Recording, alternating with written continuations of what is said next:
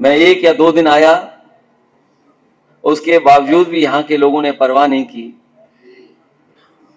बड़े बड़े विरोधी पार्टियों के नेता यहाँ पर आए जो न जाने क्या क्या बता रहे थे। उसके बावजूद भी करहेल के नेता और कार्यकर्ताओं ने पूरी जिम्मेदारी बूथ पर संभाली और बहुत अच्छी जीत मुझे दिला करके विधानसभा पहुंचाया। ये समाजवादियों का और खासकर नेताजी का रिश्ता रहा है आपसे। कई बार यहां पे कठिन परिस्थितियों में चुनाव हुए होंगे, लेकिन ये पहला ऐसा चुनाव होने जा रहा है जिसमें नेताजी हम लोगों के बीच में नहीं है।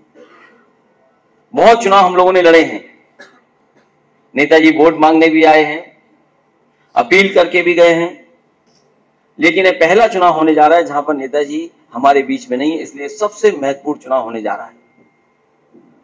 जहां हमसे पहले लोगों ने कहा कि नेताजी की प्रतिष्ठा, सम्मान और उनकी सच्ची श्रद्धांजलि का यह चुनाव है, वहीं मैं ये जोड़ करके कहना चाहता हूं कि पूरा देश देख रहा है कि आखिरकार मैनपुरी की जनता कितने वोटों से जिताने जा रही है। किसी को शक नहीं है। जितने लोग हैं जो चर्चा कर रहे हैं, वो चर्चा चाहे कुछ कर रहे हों, लेकिन अंदर ही अंदर उन्हें पता है कि यहां से जीत समाजवादियों की होगी, समाजवादी पार्टी की जीत होने जा रही है। और जो थोड़ी बात चर्चा में रहती थी बगल की विधानसभा की, कल सबसे पहले आकर के चाचा उनसे भी मैं मिल लिया। तो असली बात तो यही है कि अब मुकाबला होना है करहेल और जसवंत नगर विधानसभा में कौन ज्यादा वोटों से जीता है।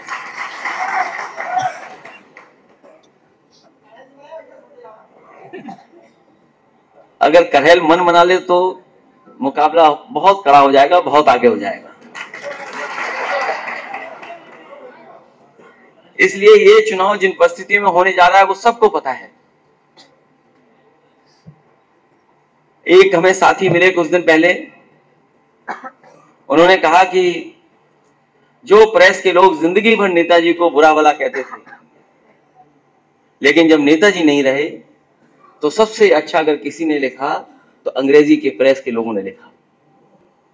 जब तक वो हमारे बीच में थे इतना अच्छा नहीं लिखा उन्होंने, लेकिन जब हमारे बीच में नहीं रहे तो सबसे अच्छा अगर किसी ने विश्लेषण किया तो वो अंग्रेजी प्रेस से लेकर के हिंदी के अखबार और हिंदी के बड़े बड़े लोगों ने लेख लिखे हैं। इसलिए जहां नेताजी जो रास्ता दिखा के गए हम लोगों को, उस रास्ते पर चल करके हम लोगों को मिलकर के समाजवादी विचारधारा को और मजबूत बनाना है।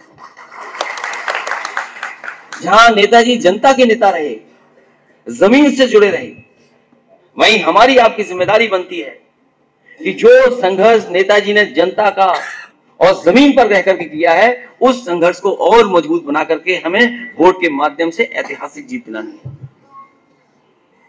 आज जिन परिस्थितियों में हम और आप हैं, आर्थिक, सामाजिक, राजनीतिक लड़ाई अभी अधूरी है।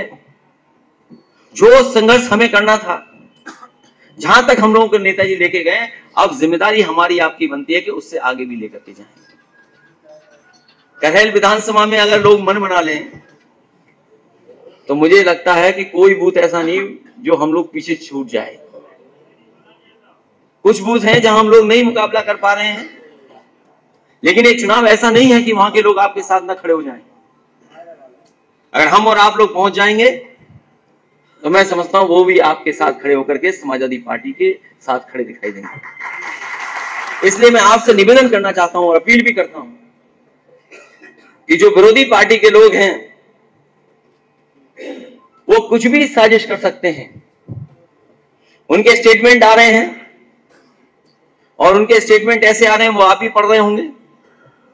वो जानते हैं कि मैनपुरी उनके हिस्से में नहीं है, लेकिन वो कभी कभी कहते हैं कि अभी आजमगढ़ हराया है, मैनपुरी भी हरा देंगे। मैं उन लोगों को कहना चाहता हूं कि आजमगढ़ तो हम धोखे में हार गए। ये मैनपुरी लोकसभा है, यहां की जनता कभी भी समाजवादी पार्टी को हारने नहीं देगी। और इसलिए भी कि यहां पर नेताजी का सीधा सीधा संबंध रहा है, सीधा सीधा संपर्क रहा है, लोगों से जुड़े रहे हैं, और कोई 1-2 साल का रिश्ता नहीं है, कई दशकों का रिश्ता है। यहां से यहां के लोगों ने नेताजी को नेताजी बनाने का काम किया है, इसलिए यहां के लोग कभी वोट के मामले में पीछे नहीं हटने वाले। इसलिए मैं आप सबसे अपील करना चाहता हूं कि ये चुनाव अपना चुनाव समझना। कार्यकर्ताओं से कहूंगा कि पिछली बार जो मतदान हुआ था, और अगर उत्तर प्रदेश का देखें मतदान, तो जनता ने तो मन बना लिया था कि समाजवादी सरकार बनेगी, लेकिन भारतीय जनता पार्टी ने बेईमानी की, और ये सब जानते हैं। उस दिन भी लोग कह रहे थे बेईमानी की, और आज भी लोग मानते हैं कि बेईमानी हुई है। अभी कुछ दिन पहले मैं आ रहा था, तो बस में जब मैं बैठा, हवाई जहाज से उतरने के बाद पूरी बस में सब लोग बैठे थे। एक व्यक्ति खड़ा हुआ, उसने कहा कि सरकार तो आपकी बन गई थी, लेकिन भारतीय जनता पार्टी ने बेईमानी कर ली। और अगर आप रिजल्ट उठा करके देखेंगे तो आप देखेंगे किस तरीके से प्रशासन ने आपकी सीटों को हराया है। एक ही जिले में जहां हम लोग 20,000 वोट से जीत रहे हो, 24,000 वोट से जीत रहे हो, उसी जिले में हम 300 से हार जाएं, 1200 से हार जाएं। ये राजनीति में गणित समझ में नहीं आता कि एक जगह तो 24,000 और दूसरी जगह 100 से या 1200 वोट से हार जाएं।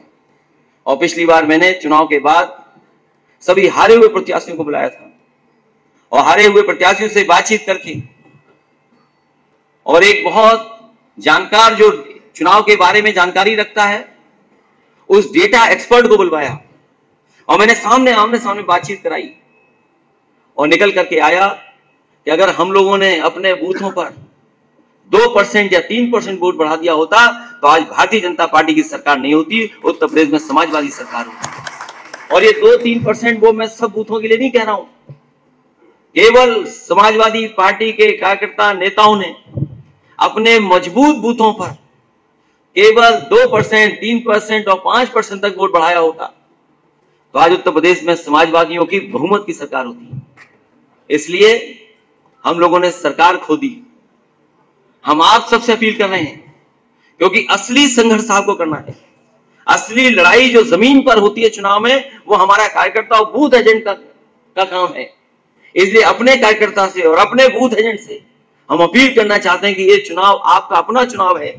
जहां नेताजी को श्रद्धांजलि देने का चुनाव है, वहीं समाजवादी पार्टी की प्रतिष्ठा का भी चुनाव है। इसलिए बूथ पर तैयारी कर करके एक एक वोट समाजवादी पार्टी के पक्ष में डलवा दें। यही मैं निवेदन करना चाहता हूं, वही अपील करने आया हूं। मैं आप सबसे बहुत बहुत धन्यवाद देता हूं, आभार प्रकट करता हूं कि इस कार्यक्रम को आपने सफल बनाने का काम किया। इसके बाद लगातार हम लोग कहीं ना कहीं एक दूसरे से मिलते रहेंगे। हमें उम्मीद है कि करहेल विधानसभा के लोग अच्छे वोटों से जिता करके ऐतिहासिक जीत दिलाने का काम करेंगे।